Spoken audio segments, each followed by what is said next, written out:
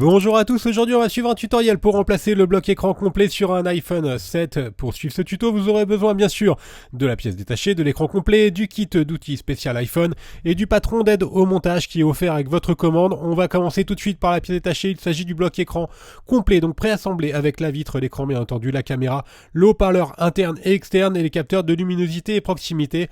Vous retrouverez également en option les kits d'outils spécialement conçus par Bricophone pour réaliser cette réparation. N'oubliez pas que vous bénéficiez de 10% de remise avec le code YouTube.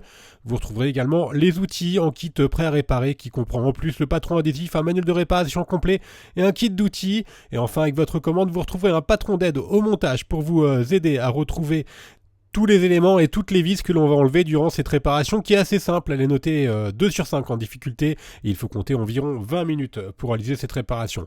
On va vérifier avant tout le numéro de modèle. L'iPhone 7 c'est A1660 ou A1778. Voilà, c'est marqué au dos de votre iPhone. Avant toute réparation bien sûr, on éteint le téléphone. Alors on va passer à l'étape numéro 1, l'étape où l'on va ouvrir l'iPhone 7. Alors ce qu'il faut savoir c'est que si votre vitre est brisée, vous allez devoir apposer un sticker sur la vitre pour que la ventouse puisse faire effet. Donc nous là on positionne un sticker professionnel, mais vous pouvez également utiliser du scotch si votre vitre est brisée. On va commencer par l'ouverture. Donc pas de changement depuis l'iPhone 5. Il y a toujours deux vis Pentalobe qui sont notées A1 et A2 qui sont à droite et à gauche du connecteur de charge. Et ensuite on va devoir ouvrir l'écran. Donc pour cela on a deux méthodes. Soit on utilise l'outil Sclac, c'est un outil professionnel, une pince double ventouse qui va nous aider à ouvrir l'iPhone et on va créer, vous voyez, un petit jour. Et dès qu'on a créé un petit jour, on passe la spatule en nylon et ensuite on va utiliser un médiator pour faire tout le contour du téléphone et ainsi pouvoir enlever l'écran. Il faut savoir que l'écran, il est légèrement collé sur tout le contour. Et la deuxième méthode, la méthode la plus courante, ça va être d'utiliser une ventouse. Donc on place la ventouse juste au-dessus du bouton Home. Et là, on va insérer le médiator entre la vitre et le châssis. Alors attention, nous ce qu'on vous conseille de faire, c'est de chauffer légèrement avec un sèche-cheveux ou un décapeur thermique tout le contour de l'iPhone, parce qu'il est collé. L'iPhone 7 il est étanche, donc ils ont été obligés de coller l'écran. Alors il est collé mais vraiment très très légèrement, c'est sur une surface qui représente même pas un millimètre, le joint il fait 1 millimètre. Et ensuite une fois qu'on a correctement pu passer le médiator, on n'a plus qu'à le passer sur tous les côtés, donc à gauche, à droite, on s'arrête en haut à gauche, vous n'arriverez pas plus loin, pardon, et on utilise le deuxième médiator qui est dans le kit d'outils. On va répéter la même opération sur le côté droit, pour décoller l'écran du châssis. Faites attention, à ce niveau-là, il y a une nappe qui est juste derrière. Vous allez voir la principale différence avec l'iPhone 6 et la série des 5, c'est que l'écran il va s'ouvrir comme un livre. Donc on va le déclipser en le tirant légèrement par le bas. Et ensuite, là c'est hyper important, si vous avez l'habitude d'ouvrir les téléphones des séries 5 ou 6, vous avez vu la plus grosse différence, c'est qu'il s'ouvre de gauche à droite. Et non plus de bas en haut. Maintenant, on va déconnecter le bloc écran. Pour cela, il y a une petite nouveauté sur l'iPhone 7. C'est l'apparition des vis Tri-Wing, qui sont de taille 0,6. Donc, si vous avez des outils pour iPhone 5 ou 6, vous êtes obligé de racheter ce tournevis. Donc là, on enlève les 4 vis qui maintiennent la plaquette de l'écran.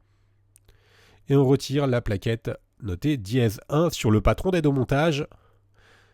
Une fois qu'on a retiré cette plaquette, on va pouvoir déconnecter la nappe de l'écran LCD à l'aide de la spatule et ensuite la rallonge de la nappe Home qui est juste en dessous.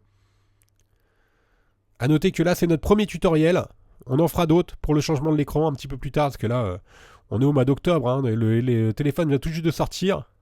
Octobre 2016, donc on fera d'autres tutos pour avoir des tutos un petit peu plus récents. Je vous invite à consulter notre site internet. On a fait de même avec le devis qui était en haut qui maintiennent la plaquette notée dièse 2 et on n'a plus qu'à retirer la dernière nappe. C'est la nappe de la caméra avant qui gère également les capteurs de proximité et luminosité et également qui gère Siri. Il y a un petit micro qui est géré par Siri et également le haut-parleur de l'oreille qui maintenant fait office de haut-parleur pour la musique car l'iPhone 7 utilise un son en stéréo, il y a deux haut-parleurs maintenant. Allez, on va s'intéresser à la partie basse de l'écran, on va devoir récupérer notre bouton Home, toujours à l'aide du tournevis Tri-Wing, on enlève les 4 vis.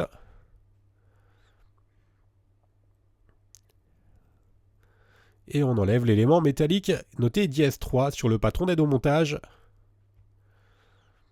On n'a plus qu'à déconnecter ensuite la nappe du bouton Home. Alors le bouton Home, il n'est plus réellement physique, hein, vous avez vu, c'est quand vous appuyez dessus, c'est la principale différence. C'est que c'est un support fixe. Donc on déconnecte la nappe et à l'aide d'un cutter, on va délicatement décoller la nappe du bouton Home. Alors elle s'enlève très facilement, hein, voilà, et ensuite le bouton Home, on l'enlève par l'autre côté. La nappe, elle se décolle très facilement du châssis, il n'y a pas de problème. Faites bien attention à ne pas l'abîmer cependant, parce que la nappe, elle est propriétaire à votre iPhone. Si vous la changez, vous allez perdre la fonction Touch ID. Voilà, pour l'écran complet, on n'a plus qu'à reprendre notre nouvel écran complet et remettre notre nappe Home sur le nouvel écran. Donc là, on est passé bien sûr à la partie remontage. On reconnecte la nappe Home. Alors encore une fois, hein, je vous le dis, si vous regardez ce tutoriel, là nous on est en octobre 2016, si vous le regardez en 2017 ou 2018, il y a de très fortes chances qu'on ait sorti des tutos un petit peu plus évolués. Là, il est vraiment fait dans la semaine qui suit la sortie du téléphone, donc je vous invite à vous rendre sur notre site internet pour avoir le dernier tuto. On remet nos 4 vis Tri-Wing qui maintiennent la plaquette métallique, qui maintient le bouton Home.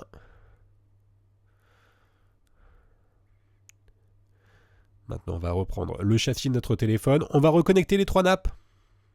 Donc, en commençant par la nappe du haut, donc la nappe de la caméra FaceTime qui gère, donc je vous le rappelle, la caméra avant, l'écouteur de l'oreille qui fait également office de haut-parleur, les capteurs de proximité, luminosité et également un micro d'ambiance qui est utilisé par Siri. Une fois qu'on a correctement reconnecté la nappe, on va remettre bien sûr le support métallique qui permet de maintenir cette nappe. On remet le support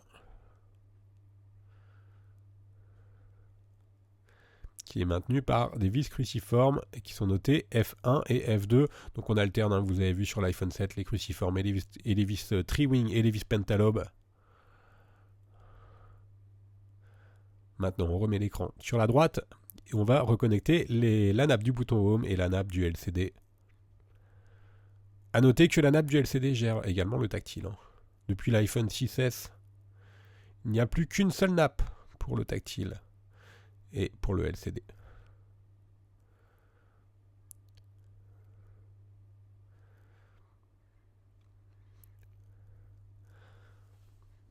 Alors après, on n'a plus qu'à remettre la plaquette qui va maintenir les nappes de l'écran et la nappe du bouton Home. Et je vais faire un petit point sur l'étanchéité du téléphone. On remet les 4 vis Tri-Wing. Là, à l'heure où on a fait le tutoriel, on n'a pas encore toutes les pièces, bien sûr, qui sont disponibles. Hein. Le téléphone vient de sortir il y a une semaine tout juste.